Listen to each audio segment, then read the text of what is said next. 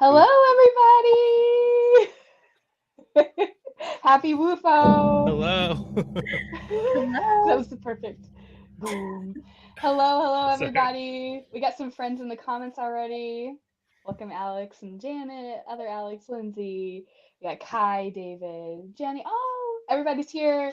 Um, guess what? This week we have Courtney with us. You may know her as the Liminal Librarian. Thanks for coming on. Oh my gosh, thanks for having me. I am like fangirling a little bit. I'm so excited. I'm just so happy to be here, and I just can't wait to see where it goes.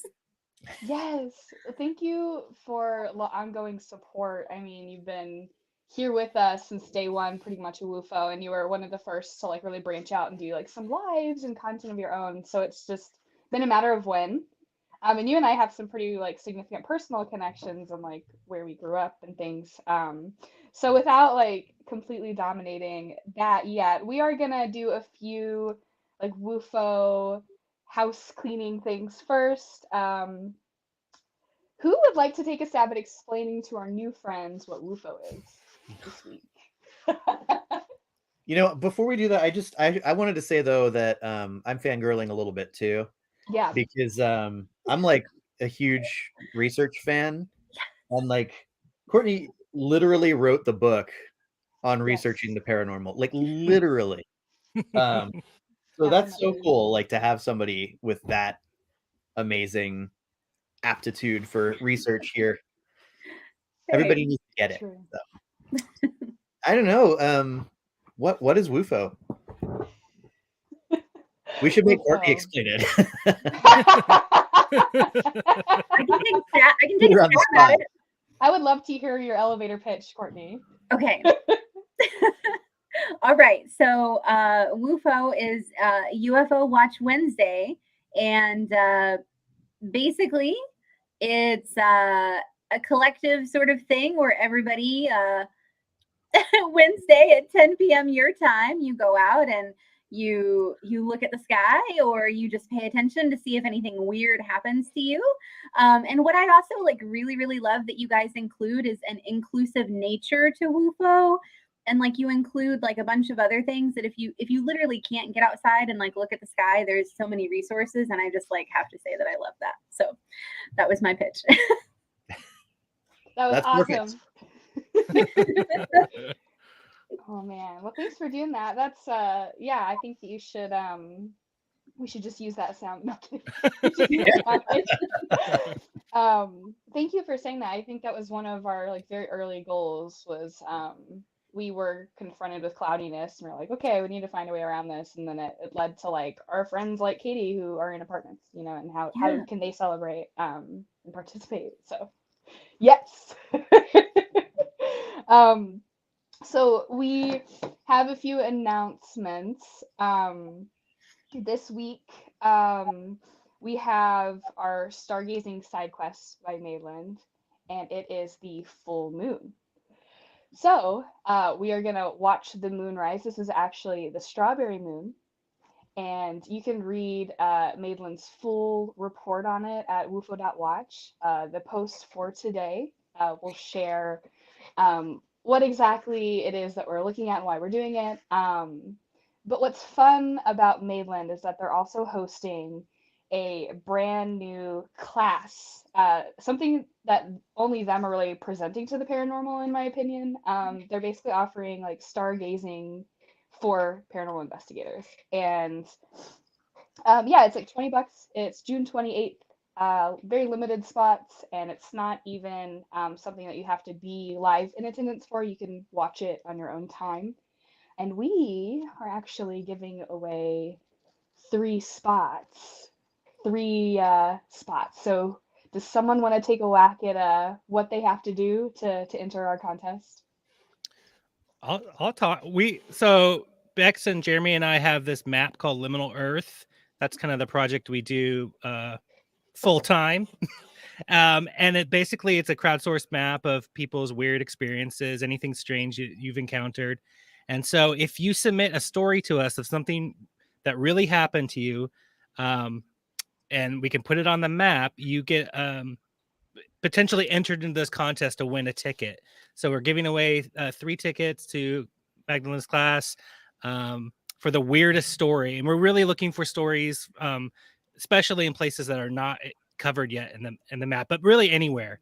But that's what we want to fill that map full of weird experiences. So yeah, and it doesn't have to be like a UFO or a ghost or a paranormal. I mean, we love that too, but we have stuff on there like somebody who saw a ghost of a dog's legs walking through like a children's play space. We saw somebody. There's somebody on the map who found a bag of hair on the bus, like just a bag of hair, and they were like, "Is it hair all the way down, or is it like heads?" Like, yeah. These are the questions. and so, I mean, we really like stuff like that. So if something like that happened to you, regardless of whether or not you win the contest, we hope you'll consider submitting it to the map. And if you don't win the contest, you should totally sign up for the class anyhow, because it's going to be rad. We're all going to be there, and we're very excited. 100%.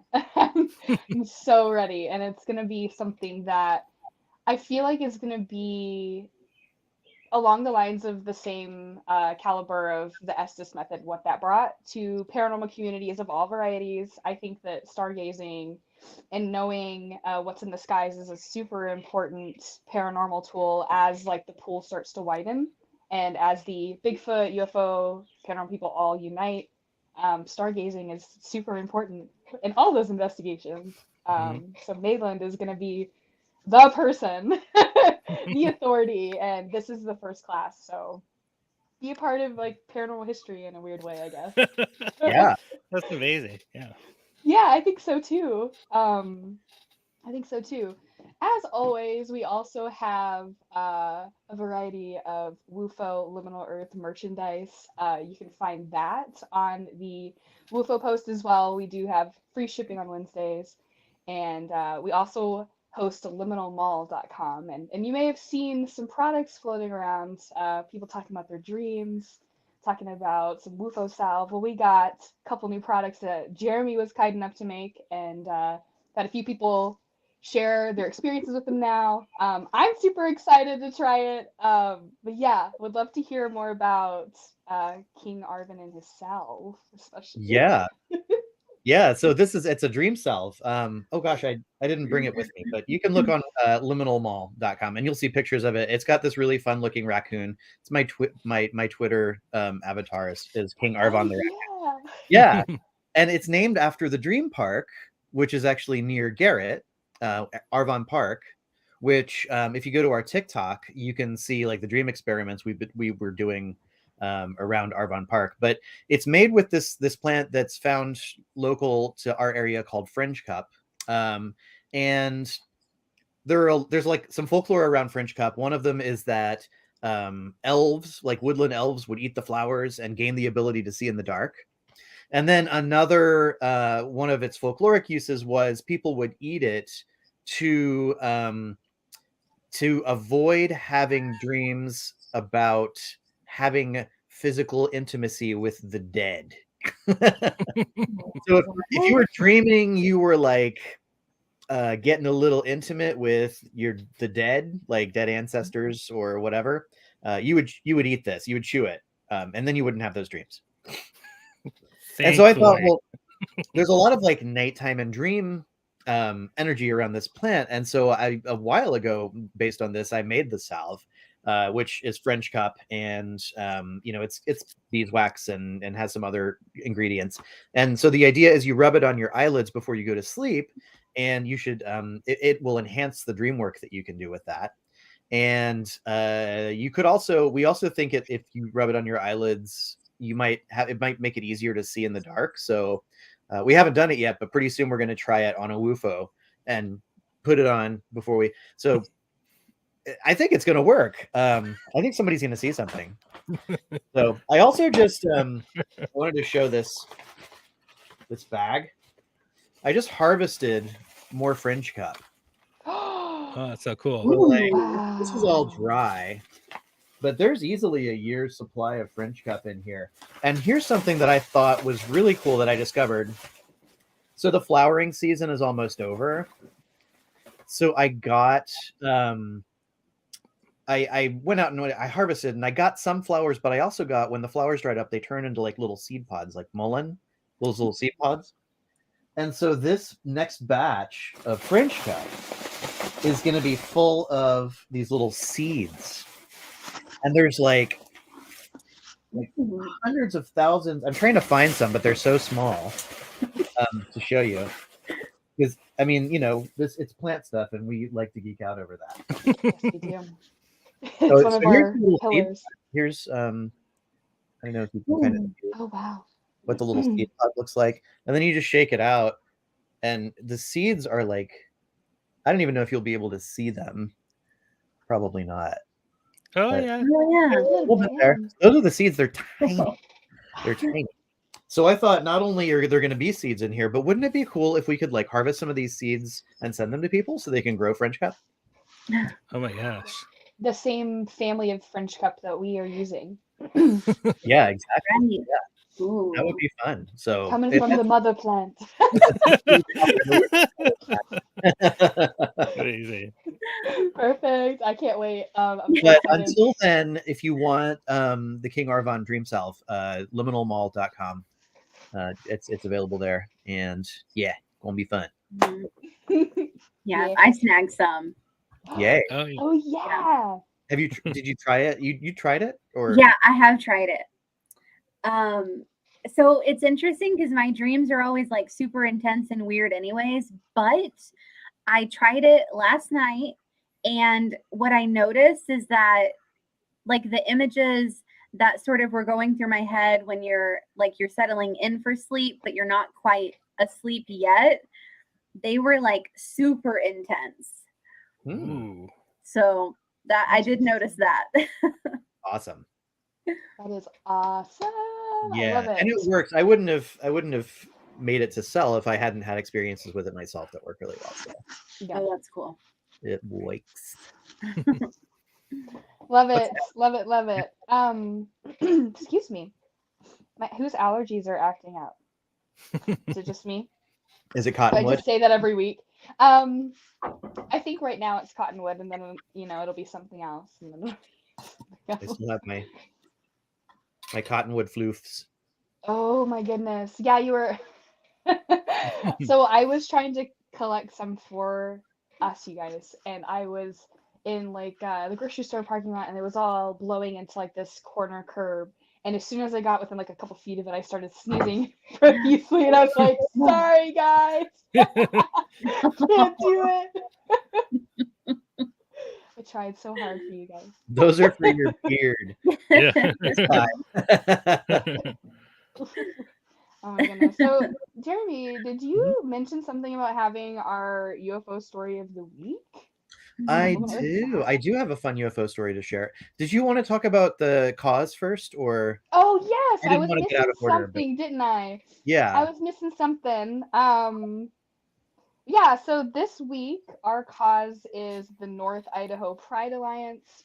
Um, yeah, we're sending money to them this week due to some recent events with them. Won't go into details there, but basically their Pride celebration was threatened, with violence. So we're helping fund them and make sure that they can proceed on, rightfully so.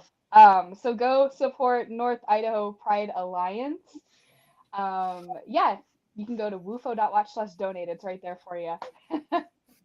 Yes, yes. we love it. And then we're doing all Pride themed funds this month. I think we have 1 or 2 more weeks of Pride month ahead. At least 2, right? So 2 more weeks of Pride related, and then we'll yeah, every week different fund. Yes. Oh man. Okay. Is it WUFO? I keep saying WUFO now instead of UFO. UFO. UFO. WUFO. Okay. UFO story time? Yeah. Yeah. So I pulled one up that's long been one of my favorites. And it actually was one of our like really early submissions. I like it because like it's really genuine, and yeah, I'll read it and you can tell me what you think. We'll talk about it after a little bit. So this was submitted by Carol H. September of 2017 was the approximate date, and it happened in Kaplan, Louisiana. So you can find it on the map in Kaplan, Louisiana, which is down by the Gulf. Blah. And the title is UFO Battle Over the Gulf. I am only submitting the statement of a suspected UFO multiple activity off in the distance in the skies where I consider over the Gulf of Mexico. I saw this activity while sitting on my rear porch at about 9 or 10 p.m. I live on a 40-acre plot with my house in the middle of a field with wood and bayou on the south side of my property. There is a small town, Kaplan, Louisiana, about 8 miles south toward the Gulf. The Gulf is about 25 miles south. Very little light is cast on the night from Kaplan. I saw a group of what appeared to be 8 to 10 fast-moving, lighted mobile vehicles in a fairly tight battle with each other, chasing and maneuvering away and toward each other. It was visibly hard to tell if there were munitions or other weaponry used. They were very fast in their maneuvering in circular loop-type retaliation or aggressiveness toward each other. It was a cool night for a change here in southern Louisiana, so just watched the show for a while, and then asked my wife to come. You have got to see this. We watched for another about 5 minutes, then they dispersed quickly and disappeared. I do regret not noting the exact date and time. I don't think I ever mentioned it to anyone, because their reply would have been, yeah, right. I have been bothered by seeing this and looked for anything in the media about it. I never saw or heard anything. I am now only putting this out to your site because the US Navy has recently declared some sightings by some pilots have been truly declared UFOs. The objects we saw did not look like the big oblong figures I saw put out on recent TV news, and those were like the Tic Tacs. What we saw appeared to be deep in space, but if we could see that with the naked eye, it could not have been very deep. I am a semi-retired oil field equipment merchant, and my wife is a retired school teacher. I had no way to get pics. It happened at night. That's the whole thing. That's really cool. That's a good one. Yeah. It reminds me of one that took place over the Tacoma Narrows Bridge, or right near it. It was seen near Kopachuk State Park in Gig Harbor, and it was like the only other story that I've heard where it's so many UFOs that it looks like, like this like battle of sorts, and I couldn't imagine. Couldn't imagine. I love that they call it a show too. Like we watched the show for a while. Yeah. Yeah, it's fascinating. The idea that there could be like these battles occurring. I mean, that was like a Charles Fort thing too, I think. He posited that there could be battles in the sky and we wouldn't know anything, and that could cause like, because he would talk about it raining blood because Charles Fort talked about everything, and he would be like maybe there's battles in the sky and like stuff's getting shot and it's raining, so I don't know. That's it's wild. cool. I prefer maybe to think it was Ewoks, but Courtney, have you ever come across a story like that in your research? Like, so many UFOs, it's a battle. It's so funny that you were asking that, because I'm literally like taking notes. Share with the class. I know. I'm like in my head, I'm just like, I want to see if I can dig into some like newspaper databases and see if I can match the story to that person's experience. It reminds me of something that I saw like on a show one time that happened here, like in the Louisville metro area, where like a helicopter pilot said that they were sort of like playing tag almost with like a UFO, and not so much a battle, but yeah, it reminded me of that happened in this general area. I think like maybe in the late 90s or early 2000s. And then when you said raining blood, it made me think, of course, of like the Kentucky meat shower. So those are the connections I'm making. yes, Amazing. What's funny about you saying tag is that I wanted to be like, Jeremy, what if they weren't battling? They were just like playing tag or playing a game. And so it's funny that you were saying maybe UFO tag and not a battle. Yeah, I maybe. was gonna say the same thing. Oh, I love it. We should ask Rob Christofferson if he's Oh ever heard yeah. of UFO battles, because his knowledge of this stuff is like encyclopedic. It's amazing. Like that guy is amazing for the amount of knowledge that he has. 100%. And he like recalls dates and names and everything, and you're just like, you're like the coolest person. Yeah, and we're just on his podcast. If anybody hasn't had a chance to check it out, Our Strange Skies, Rob's. I mean, I think most people who watch this probably already know about it, but if you don't, absolutely one of the best UFO podcasts out there. And Rob is a great guy. Regardless of whether or not you listen to the episode we were just on, you should check it out. 100%. Yeah, so Yeah, good. he's not like sensationalist. He's very much like research driven, and it's really fun just listening to him like read the story and then kind of have his own like funny commentary as he's sharing. I can be like, Yes. "Oh, really?" You know.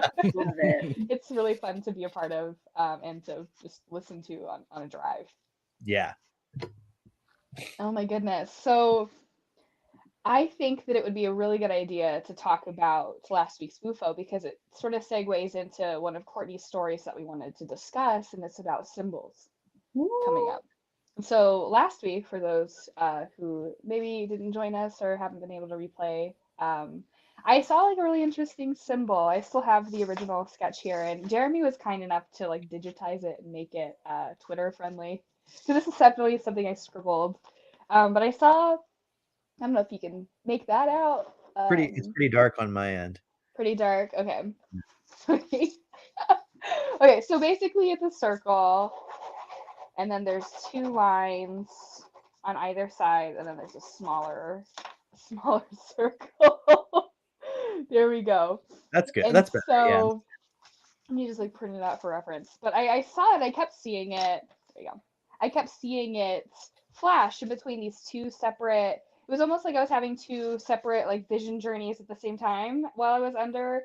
And then I would have like in between each scene, I would have a flash of this on a white background. It would just be like a flash of this, and then it would go back to one scene. And as I would scene hop, I would see this symbol over and over again. And so a lot of you had excellent guesses as to what it could be, ranging from like, fancy bee to, I know that Kai mentioned it looking a lot like one of the like readings that the Oracle of the Hypogeum has. I thought that was interesting. And then there was, I mean, a lot of references to like cartoons and things, but one that I found was really interesting was the crown on the, I think it's the High Priestess card, either the High Priestess or the Empress.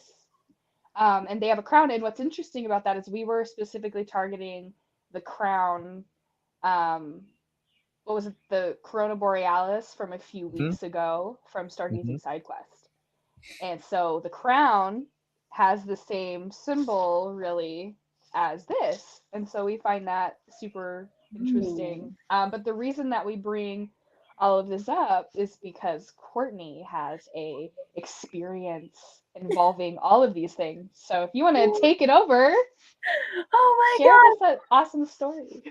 okay, oh my gosh, I'm so excited. So first of all, I love that symbol, and I was like looking at the digitized version of it earlier, trying to, and it's interesting to me. It almost seems to me kind of like a funnel.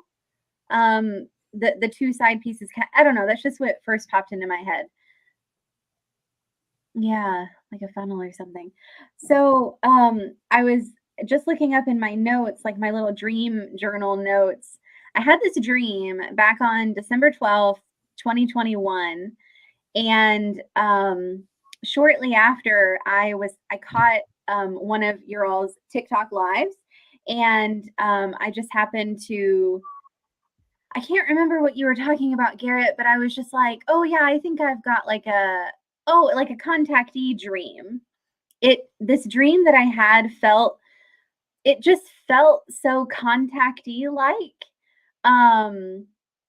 And there was this symbol in the dream. Like at one point, the dream turned into this symbol, is the best way that I can describe it. Like the whole scene just went completely gray, and there was this symbol that was just like slowly rotating over and over on itself. And so that's what I shared in the comments. And I'm not sure, I drew both so that, okay, so this is kind of what it looked like. I drew it both ways because I wasn't sure if it would mirror it. Well, there we go. Looks so crazy, but that's what it looks like. And I just woke up with like a Richard Dreyfuss level, like intense, like need to draw it. You didn't scoop it out of mashed potatoes? No, right? I need to. I need to. So so I drew it, and you know, I don't know really what it is. Somebody told me once that it sort of looked like some like electrical schematics, or like the sort of symbols and stuff. I haven't really been able to track it down, but I have a little bit of a funny story. I think one, Garrett, maybe you had mentioned as I was chatting about it that night, like, hey, I wonder if you know, use it, like maybe try to use it like in the future with like dream work or whatever. And so I started thinking about that. And one night before I went to bed, I got like a gray marker and I drew the symbol on each of my palms. And I went to bed and I don't remember having any weird dreams. And I get up the next day and it's like, it's in marker. Okay. So like it didn't immediately come off like after just like washing your hands, you know, once or whatever. I get up the next morning and I have like a Zoom meeting at work, and it was with people that I hadn't really like met before. And so they're going around and they're like, let's introduce yourselves. And I was like, hi, I'm Courtney. And I saw myself and I was like, oh God. And I think I just sort of did it so quickly that like nobody caught it, but I was like, no. That's so funny. Yeah. Especially if you understand at all like the mentality of the general public in Southern Indiana, like a symbol like that is frightening. Maybe that was the reason they had you do it. They're like trickstery. Yeah. Somebody there at that meeting needed to see that symbol. It was like you just like turned someone's, like clicked them on or something. Like, had them download some information all of a sudden. I would like to believe that. I basically just chalk it up now to like, oh, somebody said nothing like outing your weirdo self on accident. See, like I just chalk it up to like people just need to know. I think some of them where I work already know that I'm pretty weird, and so it's like, you know what, everybody should just know. Just here you go. It's very liberating to be who you are around everybody and to be like, yeah, this is my symbol. Right. Super agent. So, yeah. Remind me, so when you got the symbol in the dream, what were they telling? That there was like two entities, right? And what did they tell you exactly when they gave that to you? Yes, I've got my like dream notes here. Okay. So there was it was an older couple. I was at my library and there was a man and a woman and they were looking for me, and it was a white woman and a black man. And somebody, I think when I was telling you about it on TikTok, somebody was like, that seems very Betty and Barney Hill to me. And I hadn't even thought of yet another sort of like UFO, like contactee connection until somebody in the comments on that TikTok said that. And the woman, they were like wandering around the library and they were trying to find me, and they sort of walk around one of those like study carrels that you see like, you know, at a library, and they saw me, and she said, oh, there you are. We've been looking for you. And she told me her name, and then I shook her hand. And as soon as I touched her hand is when the dream turned into just the whole thing was washed in gray. And it was that symbol rotating rotating over and over. And I had the sense, it wasn't negative, but I had the sense that I was not supposed to be there for very long. And then the symbol started to float towards this like gray staircase. It started to like float towards the staircase. It went through a transom, there was like a doorway with a transom, no door, and stairs. And the symbol started to float towards that doorway. And when it went through the transom, I woke up just like that. So in a nutshell, that's the dream. Was this related to the people at the Golden Mum?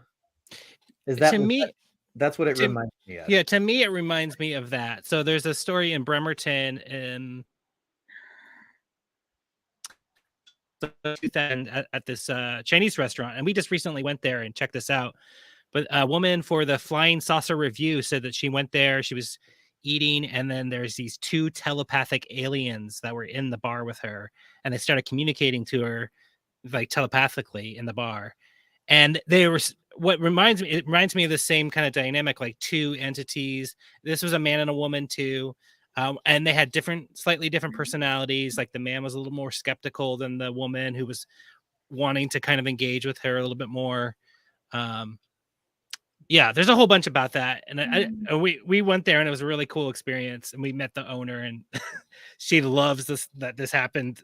She loves the story.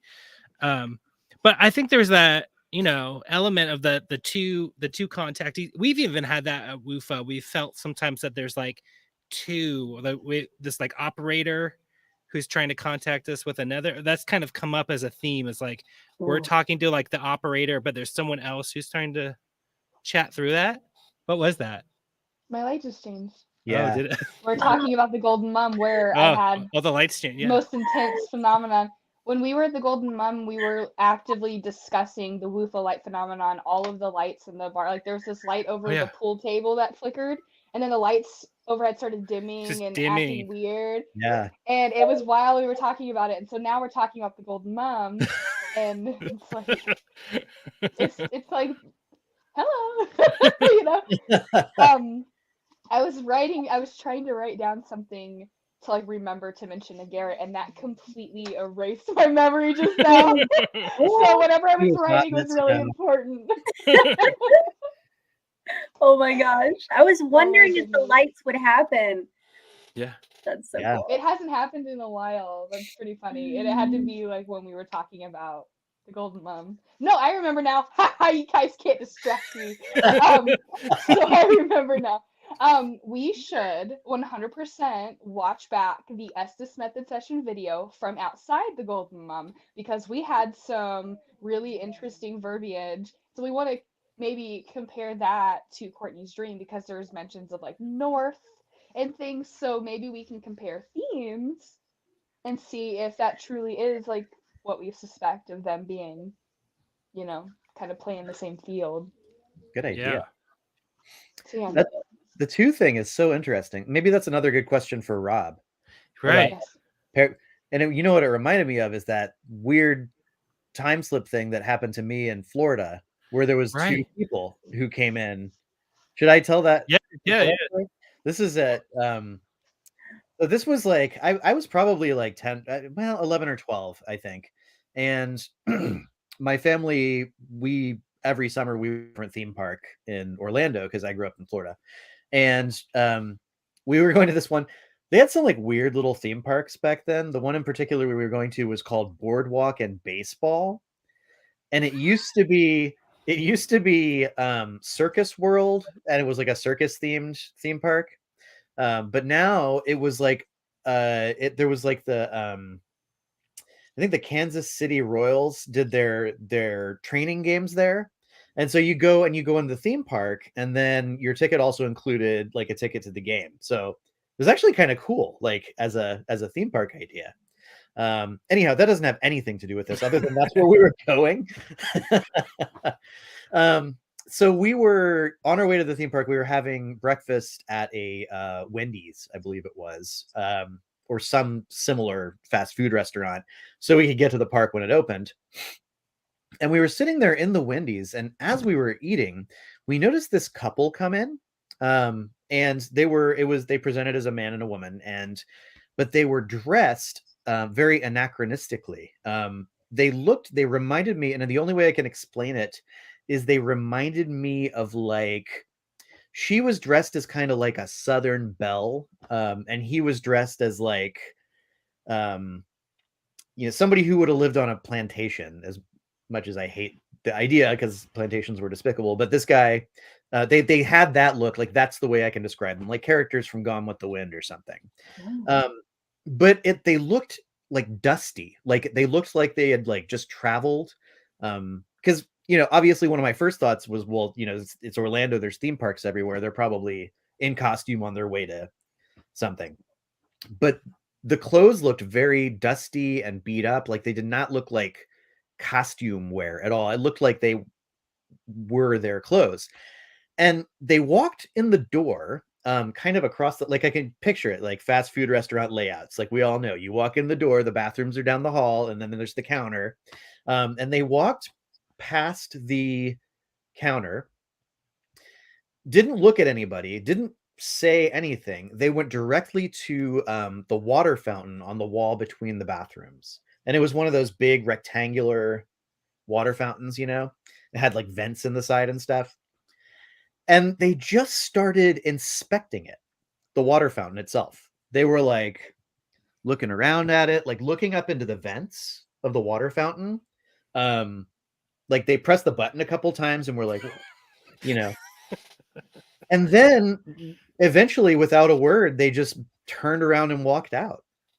And that was it. Like, and then we went to the window. We were like, because my whole family saw it, and we were all like, what's going on here? And so we went to the window to see if we could see where they went, and we couldn't see them anymore. No.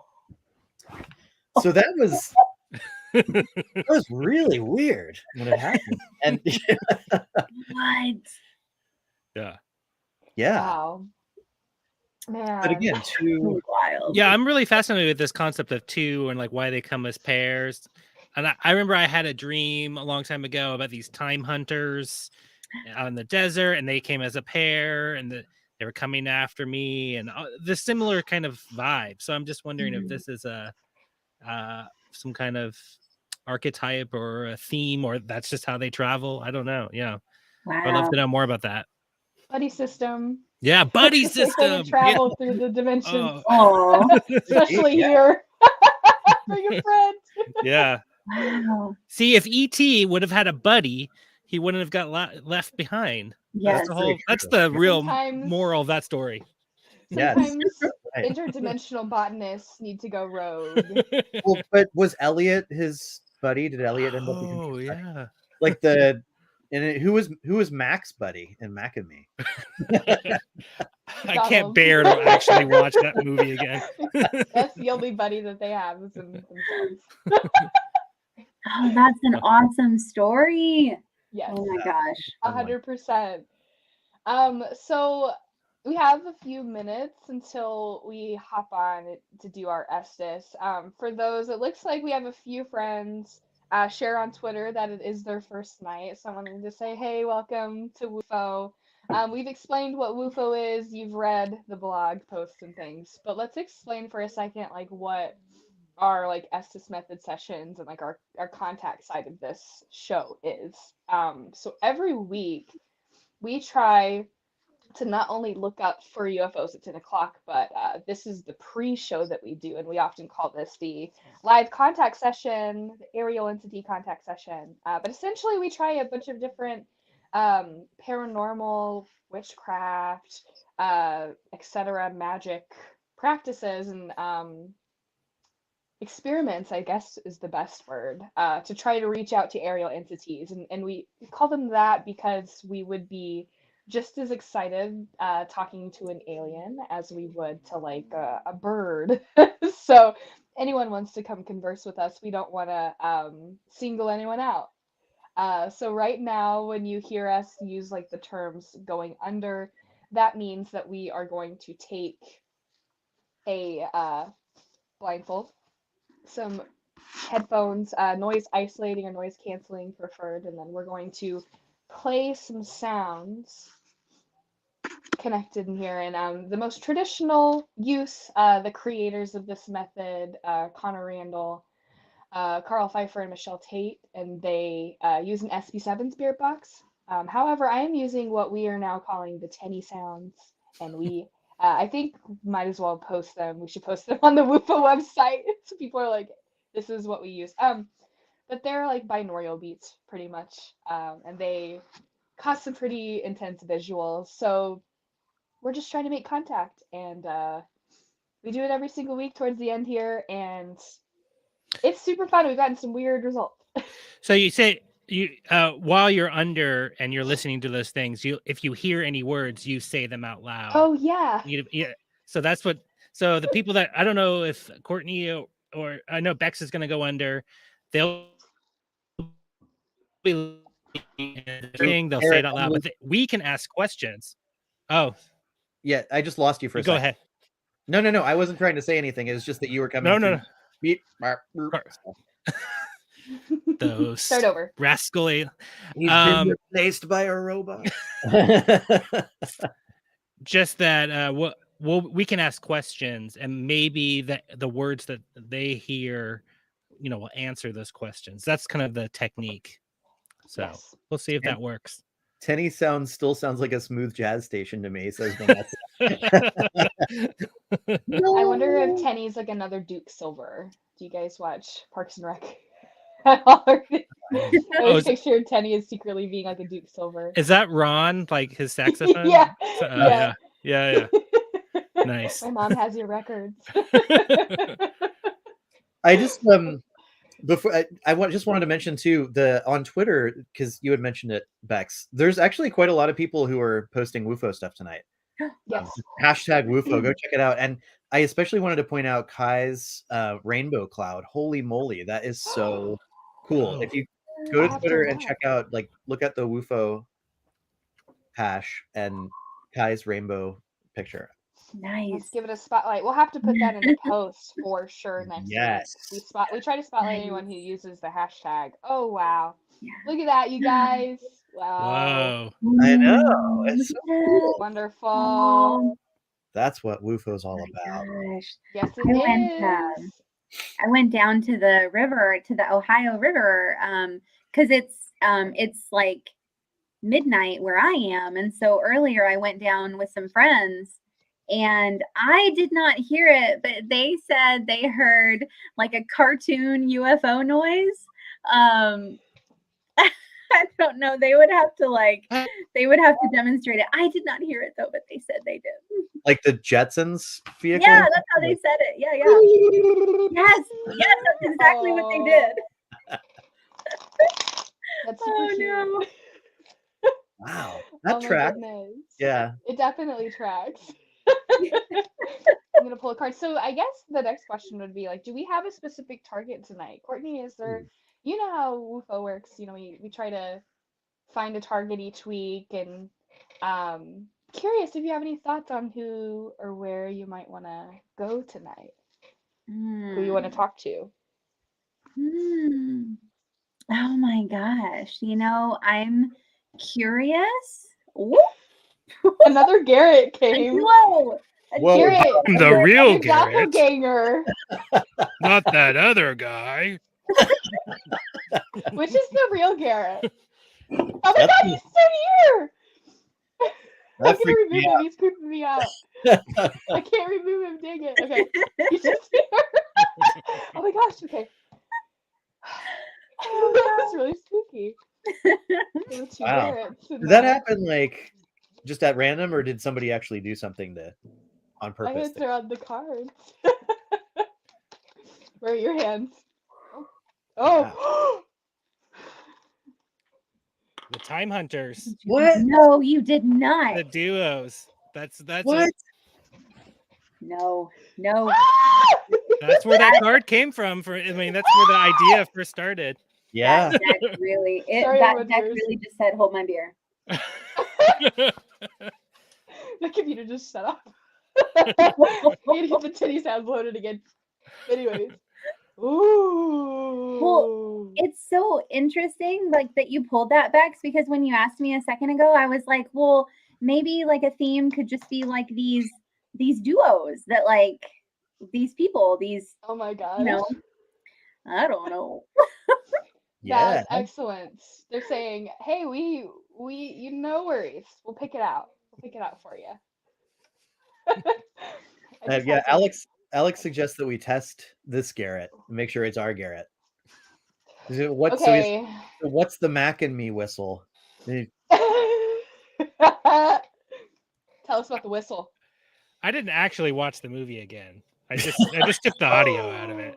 That That's probably what the means doppelganger would say. yeah. Oh my goodness. What did you that actually yeah. Is it even available anywhere? I know Yeah, there's I different- had to like buy it or something on Amazon Prime. I know. That's hilarious. Oh my goodness. Well, I am about ready. I think we kind of got our answer, huh? I do have like, I mean, I recently got an SB7 and I was saying that I broke it out last week for WUFO. I don't think I'm any good, but you know what? Like, why not? You should. Oh, Courtney, this is amazing! Like a debut right here. Courtney. Crazy It's gonna be so bad. I'm just gonna be like picking up like radio broadcasts. I don't know, lots of weather and who knows car Sure. sales terminology. Okay. Well, remember too that an important part of the Estes method, according to Carl or according to Connor, is for the querent to ask random questions throughout so that there's not like too much of a narrative that forms. So when it feels random, say it anyways. I wouldn't go like repeating every single thing that you hear. It feels different when you know. And if you're like, why am I saying like red buffalo? You never know what Garrett and Jeremy could be asking. So it may Yeah. just red buffalo is what we needed to hear. Or anyone here can ask questions and we'll Yes. relay them. So if you have Of questions, course. And if you have any visuals, even if it's just like I'm seeing a weird color, Oh. recite those as well. Okay. Yeah, anything that you Okay. see, it might be important. So what setting do you recommend for the I SB7? do 150 typically. It's not too fast, not too slow. Okay. Just I like just a do the light speed. jacket. Okay. You get that? Like our Okay. weather here right now, not to layers. brag too much. Okay, so 150, and do you usually go like forward or back? I'm so new to this. I do both. I think forward by default just because it's right near the other button. Okay, cool. And then do you have a device to set like some sort of timer on so that we can pull you out? Yes. Perfect. We can't figure out the word yet, Maureen, because everybody's still on. Oh, there goes Emmett. Can you hear him? Oh, Booga Boy. Okay, what do we set the timer to? So you want to do 18 again, guys? 18 minutes. Yep, Yeah. Jeremy's thumbs up. Garrett, yep. Okay. Yeah, that let's sounds do good. 18. Excuse me. Did not mute that one. Okay. I'm like choking and being gross. Okay. Are we So- trying to reach anyone in particular? Like the The time hunters? We're trying to we're trying to uncover the mystery of why they show up in pairs. Are we? What about specifically the symbol that Courtney? Mm-hmm. Yeah. I guess we'll just see. We'll see. We'll see. I'm Well, you so guys fascinated. will come up with the words and stuff too. So I think that you can make that as related or as you want. But I'm Sounds gonna good. go ahead and unhook. I'm gonna have about 30 seconds to set up, and that's when my timer will start. So just give me about 30 seconds. I'm gonna go ahead and mute Cool. and everything. So Here we I go. just like say things as they're okay. You might want Yeah. to turn our volume down so you don't hear Okay, us cool. asking Like, questions. Yes. The Midwestern in me is feeling real weird about how I'm probably going to be interrupting people. What's really funny though, Courtney, is like I have that concern when Garrett and I do dual sessions and we ended up having conversations. So it makes it more compelling. Okay, So cool. I would say like do just a couple seconds to some breaths. Make sure your feet are on the ground a little bit, and then anytime a worry or an anxiety like that comes up, just say, you know, this may have purpose. I'm just gonna throw it out there. We never know, and it's a learning experience. Cool. I'm so excited. Okay, cool. Awesome. Well, I am turning down everything and hopping in. Let's go. Me too. Okay. I'm now. Are you I'm turning headphones off. Bex, Plug them Bex, into the Bex, computer. Bex. What are you trying to? Is she turning on TikTok? Oh, yeah, I don't know. Ah, oh well. Oh no! Bex. We did. We haven't done it in a few weeks. We've been Yeah. abandoning your TikTok friends. Yeah. This is fun though. Yeah, I don't mind. No, I do. I don't want anybody to miss out, but at the same time, Yeah. This is so nice to be able to do it this way. Yeah. Okay. Look at my new glove. What is that? Whoa. Isn't this Make cool? sure I'm not muted. Okay. Oh. I was trying to get Bex's. I was hoping if I was bright enough. Okay. No, she didn't do it. Yeah. Oh well. No. Sorry, guys. Here they go. Oh, Courtney's mask is cool. They both got cool masks. Alex had to write Bex's name on my hand. Yeah. We should all. You know what would be really funny is if we wrote Courtney's symbol on our hands. Oh And then yeah. when she came out, we could be like like that that creature from Pan's Labyrinth. Like all right, time to get serious. All right.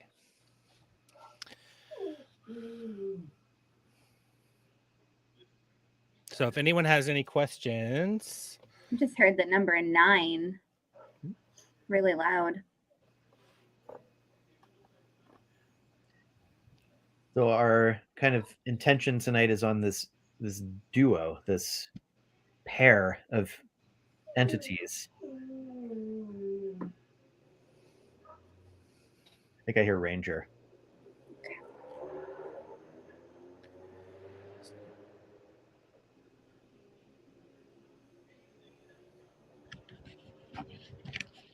Is anyone here with us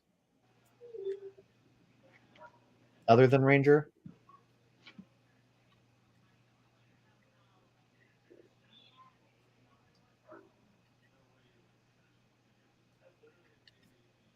I'm hearing like overhearing some conversation about a storm.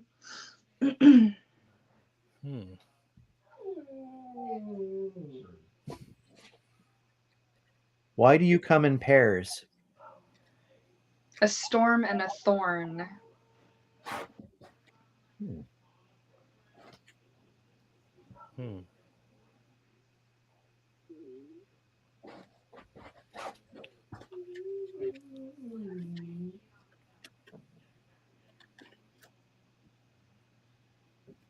Paying attention.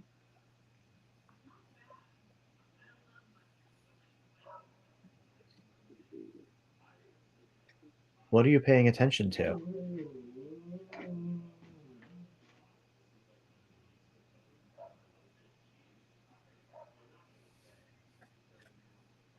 I keep hearing the sound of like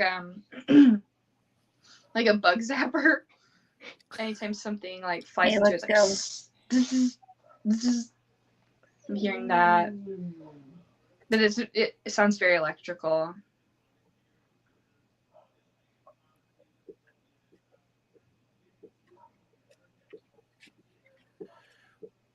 Where do you come from?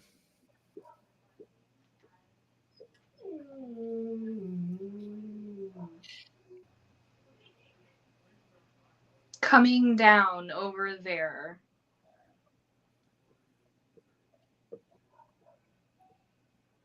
Coming down over where? Better prep it. Saying something. Prepping the landing place?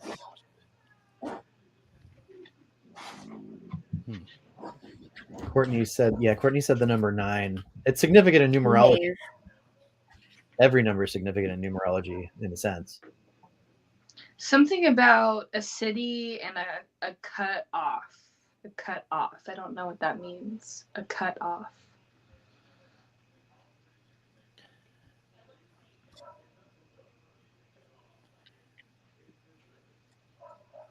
Where are you coming from?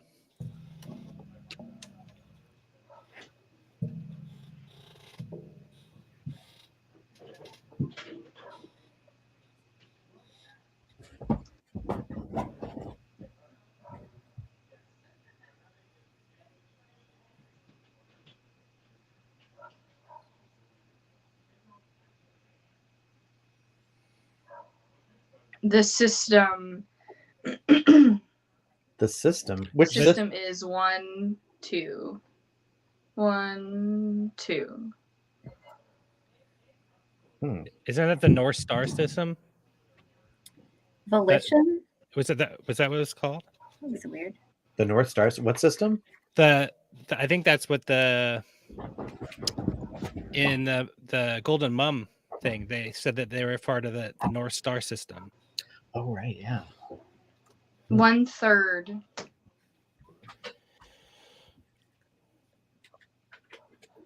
This is really random, but I'm seeing like an ice cream cone. It has like a sugar waffle cone, vanilla ice cream, hot fudge, cherry. Snacks Seeing tonight. it like melting down. Yeah, Someone's summer arm. snack right there. Yeah. I'm Ice seeing cream. more chocolate being added. Wow. What's the significance of the number 9? Family. Now I'm seeing the cone with absolutely no ice cream. Nothing, just an empty cone. Whose family? I feel like I'm not smart enough to get whatever's trying to be communicated.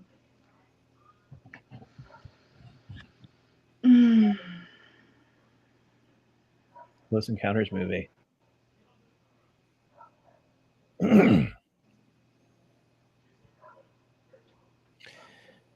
Are we speaking to? Trying to reach. This is Courtney. I just heard like Trying 3 to like reach. little tones. Like in Close Encounters?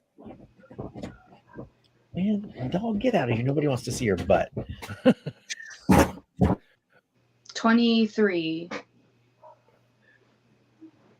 23 and a shirt. I just heard the 3 little tones again. Whoa.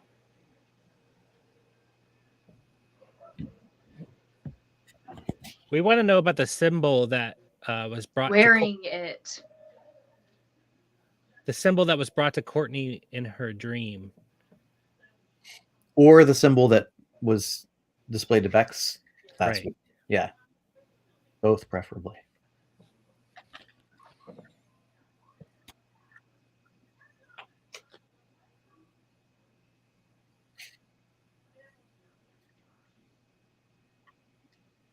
Can you tell us about the symbol on Courtney's hand that she wrote? A shirt and some security. And a subway. All S words.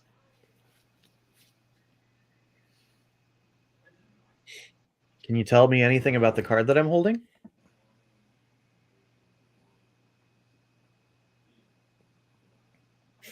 I keep seeing someone's shoes. The white tennis Water shoes and and red access? laces.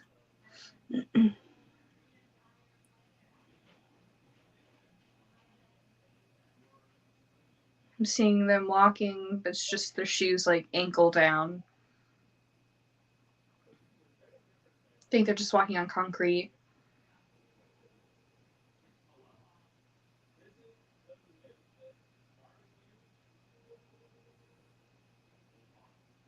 This is the 9 of Pentacles, by the way. See. Did you just pull that card randomly? Hello. Oh, hello. Who are we talking with?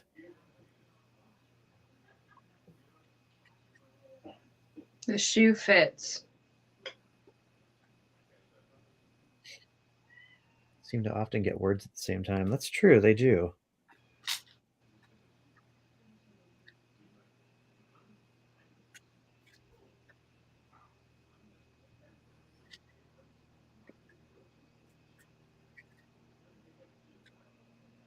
We're starting with the snow.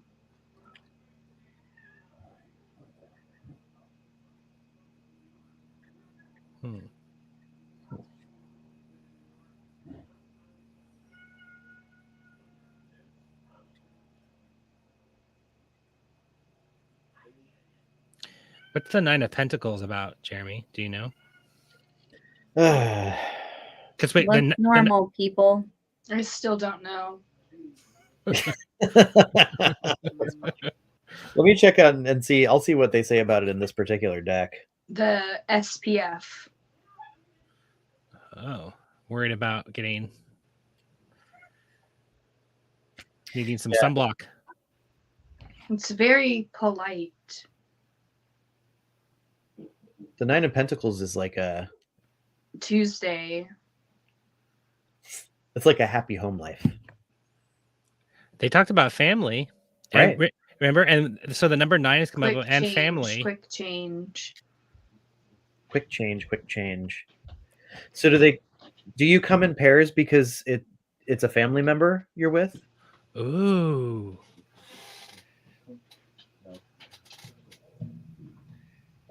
Security, is that another? Yeah. So like safety in numbers, buddy system. The buddy system. Do you remember the Council of Nine? The teeth of one. That is a really deep rabbit hole, the Council of Nine stuff. Yeah, we should talk about that after. That is so good. You too. Family and ice cream cones reminds me of amusement parks. Yeah. Standing the number one really loud.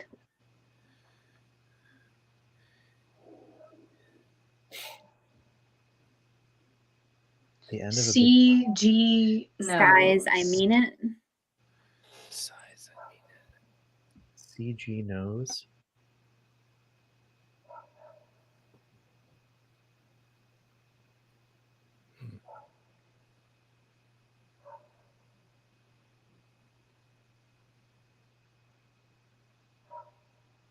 Changing up. This map is. Are they lost?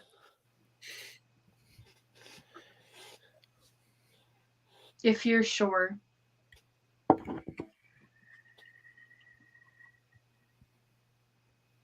Is Martin there?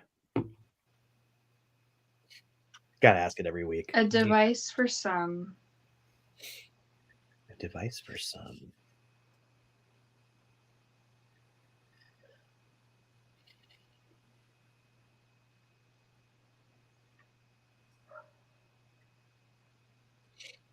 Now, do you believe? Totally. Does anybody want to do a word real quick? She has chosen a name. Who has chosen a name? Some never-ending story. Yeah.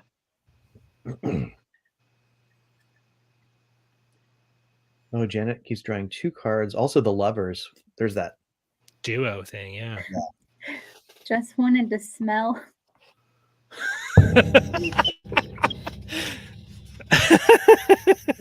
See to it.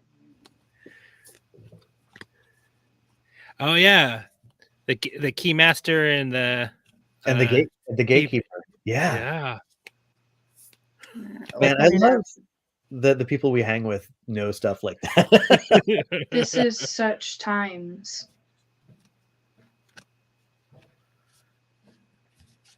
I think donkey is going to be our word. Okay. Oh, Moonchild. Yeah, that. The fun is here.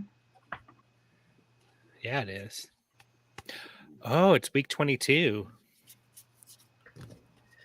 Alex says Moonchild. Do you mean like the Crowley? Finally, but this is more than.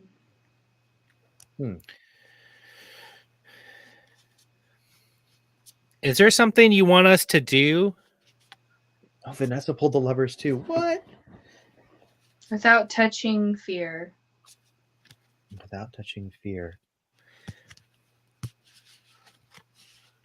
That's come up before, hasn't it? Like facing things with no fear, without fear.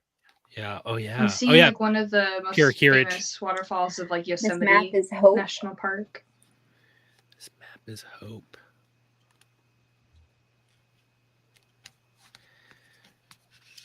Look in the mirror with me.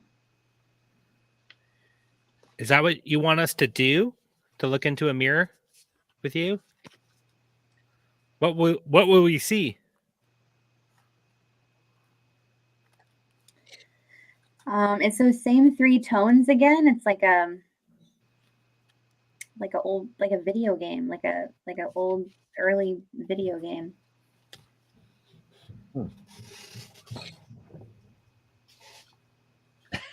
It's touchy. I'm broke. Aren't we all?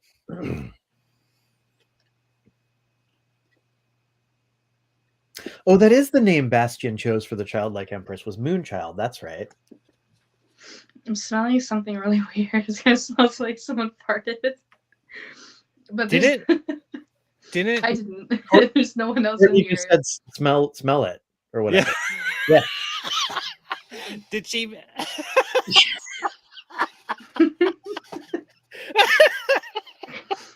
Did they make the dog fart? That's amazing. Oh my god. Oh dear. Oh. 100 feet. It's finally happened. Are you speaking? All right, I've got another card for them to try. Time is also causing.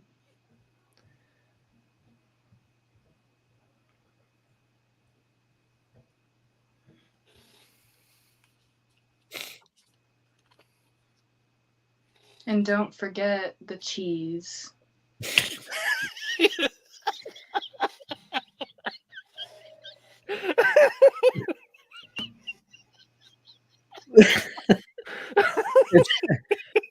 Is it the cheese that was just cut? Is that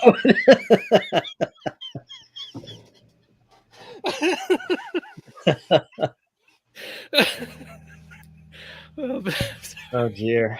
Oh boy. I gotta calm down. It was the Wheel of Fortune, which has nothing to do with it. Praise It's delicious then. Oh, Oh my boy. goodness. Hi, Courtney. Are you back? Can you? I am back. Shred. Like shredded cheese? Extra.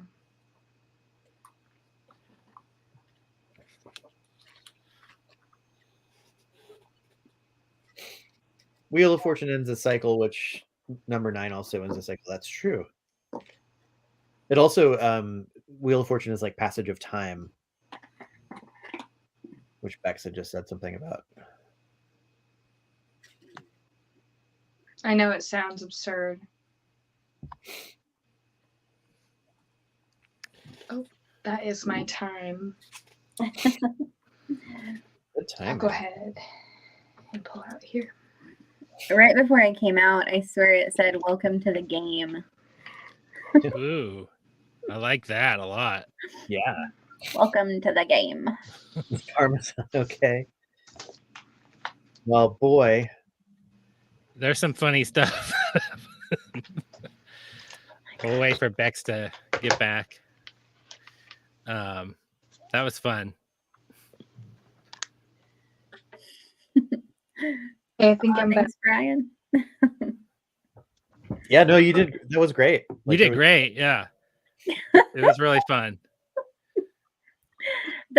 I kept hearing these 3 tones, which I know sounds like very Hellier, but it wasn't anything at all like the ones that they talk about. It was like, bloop, bloop, bloop. It was like, kind of like, it reminded me of video games, like early arcade noises.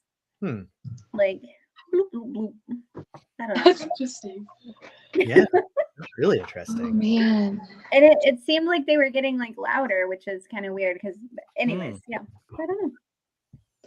Yeah, so how was your did you enjoy your first time or one of your first times? That was so fun. Yeah. I mean, good. I'm curious to hear what you guys heard, what happened. Me too. Well, where do we even start? There's some stuff about the number 9 and number Jeremy 9 pulled. Jeremy pulled a card, 9 of Pentacles too, and that's after Courtney had said that.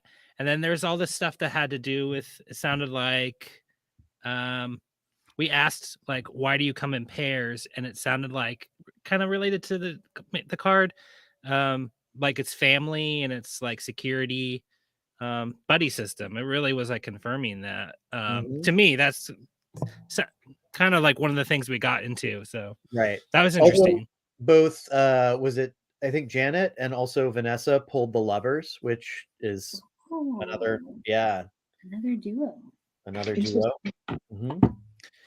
The funniest thing that happened is that Courtney started talking about something about a smell, and then Bex, you smelled something like maybe Ranger farted, and then started talking about the cheese, like cutting the cheese, and we were just like, I lost it. It was really, really yeah.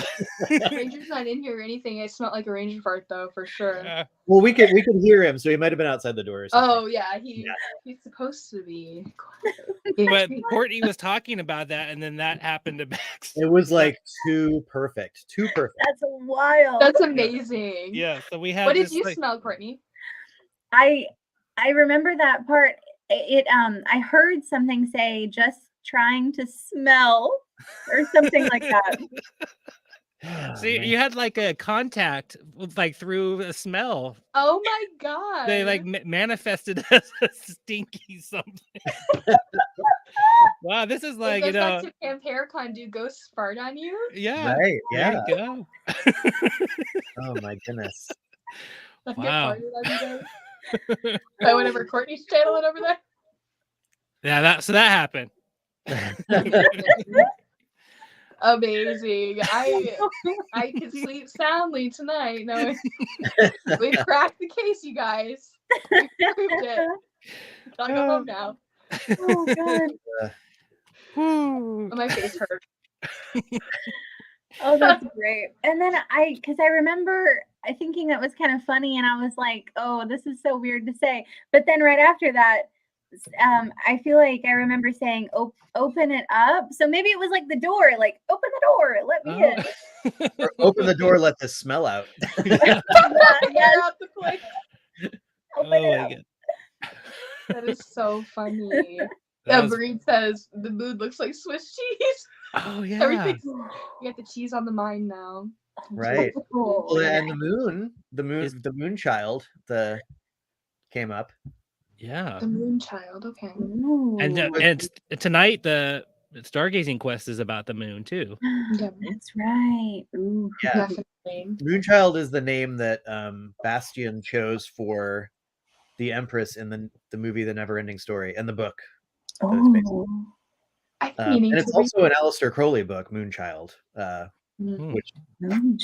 I won't go into. It's kind of creepy. But You were going to talk about the Council of Nine real quick. Because that came. Did you want to mention that? Yeah, the Council of Nine. It's this weird, okay, I can only talk about it for a second because it's this deep rabbit hole. But if you ever want to get into it, like the Council of Nine has to do with like Star Trek and Scientology and Philip K. Dick and the Black Knight satellite and Uri Geller. Like all of this stuff is tied together by this like organization called the Council of Nine, who like Gene Roddenberry was really and the what I don't know how to say it, the Esalen Institute or Esalen Institute, is that, you know what I'm talking about? Mm-hmm. This sort of this institute in California that was like oh gosh, I'm really not probably the best person to talk about it because I haven't thought about it in a while and it's hard to coalesce this story. But essentially it's this council of 9 beings, 9 entities that got in touch with maybe a bunch of people in this sphere from that era. So like Gene Roddenberry, L. Ron Hubbard, Andrea Parich, who is Uri Geller's sort of mentor. And like some of the things they said inspired Star Trek, and I just look it up. Like just Okay. No, it's a good thing. I'm gonna look it up tonight. But that doesn't even scratch the surface of like how bizarre the whole Council of 9 thing is. But Yeah. you know, the number 9 definitely reminded me of that. So Speaking of looking it up, can we ask, or Courtney, can you talk about your book that you wrote and Yes. researching the paranormal and Oh my share some of that information? I think that is so wild. It's still so crazy to me to see it like out in the wild. Yeah, thanks for asking. So my first book was Researching the Paranormal, and it has a pretentiously long subtitle, How to Find Credible Information About a Variety of Things. And basically, it's just a giant annotated bibliography of resources about all sorts of topics like ghosts, parapsychology, cryptozoology, near-death experiences. It's less about how to do a paranormal investigation and more about how to find research from other people about these weird topics. Because I think a lot of people have this assumption that there is no credible research out there on these things. And that couldn't be further from the truth. There's like, hundreds of years of history of people, researching these things in really cool, credible ways. And I think also people think that they don't have access to that type of information if they're not like affiliated with a university or something like that. And that's also not true. So my book is basically just trying to highlight these resources that you can use and places you can go and articles you can find. And my second book is Encyclopedia of Parapsychology, and that'll be out later this year. I literally just finished Yay! editing. Yeah. Congrats. And it's a similar vein. I have an annotated bibliography of resources from the 1870s through the 2020s on parapsychological topics. So I'm super excited for that one. that's awesome. Yeah, and my biggest thing is also to like ask your libraries to get a copy for you if you're curious about reading these things, because being able to buy a book is a privilege, and books are expensive. And ask your libraries to get a copy for you, because the authors still get credit and you get to save your money. Maybe you can save your money and donate to the places that that you guys have outlined here. So yeah. I love it. I love it so much. That's such a. I mean, everyone in the comments is super excited about your book coming up. So obviously we're like, go buy her paranormal, Researching the Paranormal book. This is always a good question to ask authors, especially. What's your preferred way that people buy your book? Yeah, if you, I will try to put the code in the chat here. You can get it direct if you want to buy a copy of my book. I always love it when people ask their libraries to get it for them, because again, you can save your money. But if you want to purchase a personal copy, I would recommend getting it directly from my publisher. I'm going to put their URL in the chat, and then I'm going to put a discount code that I have, which gets you 30% off. So it takes it down to roughly like, $34 or some such. So if you want to own a copy, the best way is for you to go to my publisher and put in that code, Roman in Littlefield, just roman.com, ROWMAN, and that will save you the most money. Or you can absolutely ask your libraries to get it for you. There is a physical version and there is a digital version. So you can ask your library to get either one of those for you. Awesome. I think it's such a good book to have in a library to represent the paranormal in the field. So that's beautiful. Everyone recommend it to your local libraries. So before we One ask second. people, go ahead. Just real quick, Jeremy, you pulled out that book earlier, and you said you like early notes from a WUFO in there. Oh yeah. Yeah, I found, and I don't remember which WUFO it was. But yeah, I was taking notes. This was back when we were only doing it on TikTok, so I'm imagining probably like January, February or something. And one of the things that was said during that time, during the Estes method, was Courtney the chicken. There. I don't think it, I don't know. Just and but the cool thing is that I had been keeping it in your book, like without making that connection. So I don't know. I love that. I feel like that is my book taunting me. Because like anybody, you guys too, you guys create things. I think we are all familiar with that imposter syndrome. And we sort of quite often we feel like a chicken when we're about to finish creating something and send it out into the world, So I'm just gonna think that it's just my book like taunting trolling me. It's like, hello. I love it because like it wasn't even, Jeremy was just taking notes. I was under, and so I didn't know that he was, storing that in your book. How would we have known? It's really funny to think about. I love it. On the topic of like, we've talked about dreams a few times in your symbols and things. I have been having some really interesting dreams that I wanted to share. It feels WUFO significant for some reason. I don't have full recollection, but essentially, I do a lot of like dream walking and I do a lot of astral work. And so there's a lot of locations that I've been really familiar with for a majority of my life. They seem like places that are dear to my heart now. But I recently come across 3 new ones in my waking, my non-journeying life. And I keep seeing them all week long. So there's one that's very futuristic. Everything's in like shade of pinks and purples. I'm having trouble remembering the second and third ones at the moment. But what's really interesting and sets these locations apart from like the normal places I journey is once I wake up, they stay behind. But these 3 locations, I'll be going about my day and I'll be doing something mundane especially, and I'll get flashes of all 3 of these locations.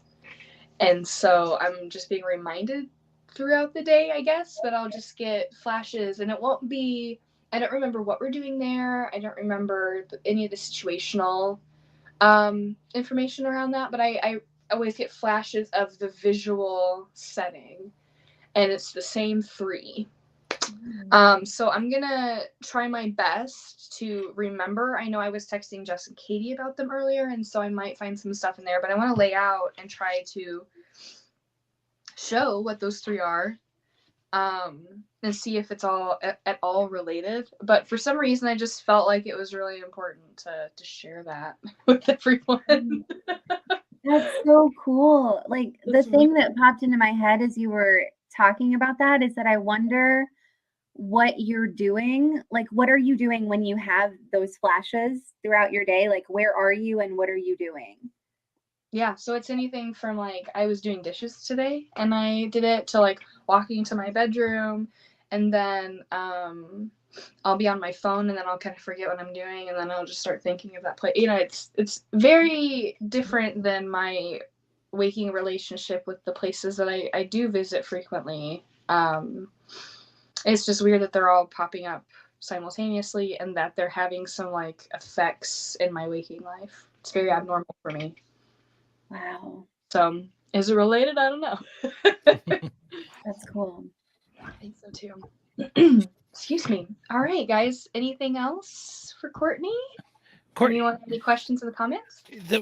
Sorry, go back to your dream that you Yes. had. It actually happened in the dream setting was the library you work at, right? Yes. So have you ever done anything like Bex is what she's talking about with these locations? Have you ever done anything in that location physically, like where you had this dream with those entities? Yes. So what's interesting about that is that the floor of the library that it happened on was like the bottom floor, which is where my office in the library is. And it was very similar. Like the carpet was very similar. The furniture was very similar. And there are stories of my library in particular on that floor, like just some strange sort of like ghostly things that seem to happen. And sometimes I say after the library closes, especially when I was in the thick of writing my book, and I would just sort of talk. I just kind of talk to the library ghosty every now and then. But yeah, that in my dream, the floor of the library that the dream was happening is like the floor that I work on. So Wow. That's so neat. You know, we have this map. yes. I don't recall having seen this story on it. No, I haven't. I should totally put it up there because there's more little details in there. So absolutely. Yes. That would be awesome. Awesome. Don't worry, Courtney. I have like so many stories, and I'm like, oh, that would be a perfect map story. And then Yeah. I just All there. It makes me think of this thing that happened to me once where I had a dream in one of my old houses in Seattle, that I had come home and there was like a party in my house. And I was like, oh, cool. There's all these people here and everyone's dressed up really nice. And I sat down and this butler came over to me and he's like, sir, like one of your guests has arrived. And he pointed over to the hat or like the jacket area where we hung all our jackets. And there was this entity in there, like hidden in the jackets. And it was kind of like Donnie Darko rabbit, thing. And I woke myself up saying like, you weren't invited. Like, that's what, I woke up to that. Wow. Then like, it was like a day or two after that, Amber, my wife said she saw this black shadow thing go up the stairs right where this happened in my dream. So it just makes me think of this, like, a location where physical things are happening and then people are dreaming about that location. So that's why I brought it up. I just think it was just like a really creepy experience.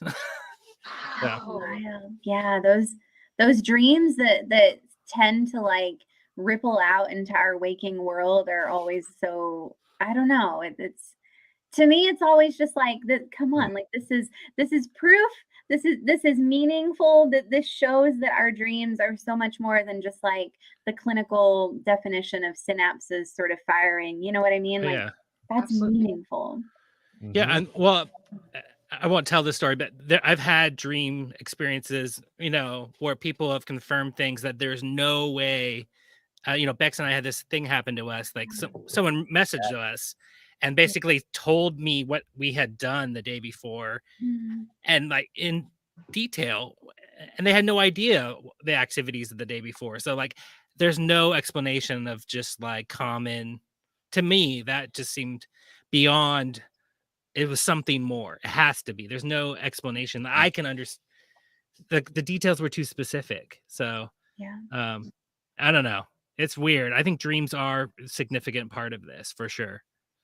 Absolutely. I think that astral travel dreaming is a very valid form of experimenting and investigating and phenomenon. I don't think it's held up to the highest standard that it could be.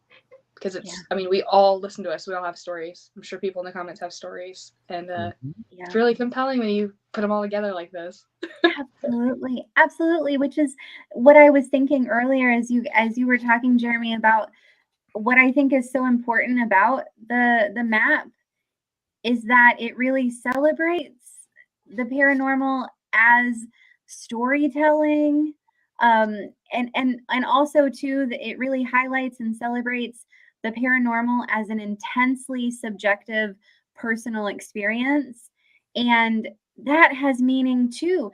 And I just want people to know that, like, as much as, like, especially I might talk in my book about finding research and, you know, these papers and these studies that people have done, like that's not the only sort of meaningful way to go about engaging with the paranormal, because I think sometimes, especially like researchers and scientists, if you focus like so much on, you know, scholarly articles and, you know, journals and so forth, you lose sight of like the intensely meaningful ways that like the paranormal impacts us subjectively. And that right there has just so much meaning that can never be captured in a lab. And that's okay. It's still just as important. Yeah, absolutely. Yeah. Thank you for coming. You should write a book. Oh. It's got some things to say about stuff. Yeah. Maybe you should read one of her books. Yeah. You guys should ask your library to carry Researching the Paranormal. That's right. Well, you know, and it's just not to keep us over here, but it's just, I just wanted people to know the whole reason that I wrote my first book is because as a librarian, like, people always come up and ask me, like, do you have any books about the paranormal? I started my career in public libraries and I switched over to academia, and the questions didn't stop. But what I noticed is that students would say things like, you probably don't have any sources about this, but I'm interested in the paranormal. Or you probably, I'm so crazy for even saying this, but I'm interested in ghosts. And I'm just like, that is so unfortunate, A, that anybody should ever feel ashamed for having a curiosity about the paranormal, and B, there is like a really, really long history. And so I just started thinking that I just want people to know that they're not alone if they are curious about the paranormal in certain ways, and that they're not weird. I mean, they are weird, but in the best possible way. So, Yeah. Weird is a good thing. Yeah. Oh my gosh. So where can people find you, and what do you have like coming up soon? Oh my gosh. I'm most active on Instagram. You can find me there at liminal.librarian. And coming up, you know, I see a lot of naps in my future for just having finished my second book, but I am presenting at the Midwest Strange Tales of the Midwest conference in Cape Girardeau, Missouri, in early August. Yeah. And if anybody ever, like, just as a caveat, reach out to me on Instagram if you're curious about finding information or research or whatever, and you just want like a, you know, like a librarian or somebody who knows how to find things. I'm happy to help. Awesome. Oh my gosh. Can I share just something real quick? Of course. It's related, kind of related. I just did this case log for Liminal Earth, where I basically was researching my hometown haunts. And so I might actually reach out to you because I do have some questions. But it was just like there's this place where I grew up where there's called the Gates of Hell, and there's like all these mines, and there's like a gravity hill where if you parked your car, it would move on its own. and it had all these, there was like a white witch at a cemetery in this ghost town there, all this kind of stuff. And I lived in like a really boring place, but like thinking back on this, I'm like, these are pretty weird things. So I started researching it, and I just think it's such a cool thing to research that and like dig into it, and you just learn so much history. And even if you don't find any answers or anything, you just learn so much that way. And I did find this something really cool. I think is really cool is I found this guy in the 70s who was talking about all this stuff back then, and he was talking about like ESP and like that kind of era of stuff, and he was going to high schools and telling kids about this. And so I feel like all these things together, and I feel like he may have been the source of why I got those stories later. So I get to like, it's like this paranormal history thing. Like I got to learn where maybe some of the sources of all this like urban legend stuff came from. So it's just like a really cool experience, and I want to dig into like who was this guy more, So anyways, I just think everyone should do this in their own town, and like like it doesn't matter if you think you live in a boring place, there's probably really weird stories there. Absolutely. And like you said, just especially digging through like older newspapers and just records maybe from your historical society. I mean, just learning more about the world around you and the things that you're finding and you're reading that you're going to get inspired by, or you'll get an idea from, or you'll meet somebody. And I think that you're in doing so, you're constantly just going to have more questions than you have answers, but that's kind of an amazing thing. And also too, I think that, even if you do, come across like some scholarly articles, I think sometimes people think that, well, this doesn't have any relation to me or like what I do. But the thing is, in a lot of those, like take for instance, like psychokinesis experiments, especially like in the 40s and 50s, the way that they set those experiments up was so simple. It's so simple. You can do it. Anybody here can do it with things that they have at their house. And so, just read through it and get inspiration for something that you just want to do personally because you just want to have some fun, That is awesome. Oh, and I should probably mention you can read the case log that Garrett put together if you're one of our patrons. Totally. It's a whole series. We're doing all 3 of our hometown haunts. So Courtney, I just did the Ohio River Valley. I was like, I can't just do Indiana or Kentucky. Like I have to do that specific region and touch like everything, things that we've talked about. And I'm like, I'm realizing as soon as I finished, I was like, I have so many more things coming to mind right now. I need to do a part 2. So maybe we get some help from Courtney. That would be awesome. I have the opposite problem because my hometown is St. Augustine, Florida, which is like the oldest permanently occupied European settlement, which is what they call it now. And so my problem is that like there's so much. I mean, there's like records going back to like the 1540s. It's that's amazing. Ridiculous. So I think I'm probably just going to focus on stuff that happened to me personally, at least for the first installment. And shoosh. After that, cool. it's like, and there's a haunted lighthouse. Love it. I love it.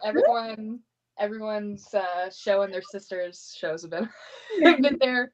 Yeah, it's like but it's Queen beautiful. Mary or whatever of that's a good comparison. Oh my goodness. Are we about wrapped up, y'all? I think so. I think so too. Thank you guys so much. This is I love what you guys do and what you stand for, and I'm just so grateful to be here tonight. Thank you. Thank you so much. Thank you. Thank you endlessly, and we'd love to have you back, of course. Yes, absolutely. Anytime. All right. Well, go ahead, Jeremy.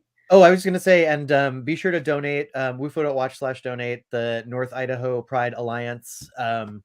They were just in the news, and if you know why we are choosing to support them right now. And any any cause that you can contribute to right now to support the LGBTQA plus community, please do. It's like it's absolutely imperative that we support that community, regardless of whether or not we're like part of it right now in particular. So just do it. Support them. Yeah. UFO.watch/donate. Goes right to their page. So Nice. We redirect y'all. We take all the hard work out of it. Thanks again, Courtney. Yeah. Thanks again, all of our what we call them WUFOers now. What do we call WUFO them? knots? Yeah. Are we, because we're fellow woofers. Woofers. Woofers. I think like, there's like woofers are already like organic farmers or something. Oh, Oh. so right, but it's WOOF. Oh goodness. Alrighty. Good night, all. We'll see you next time. Bye. Bye, guys. Thank you.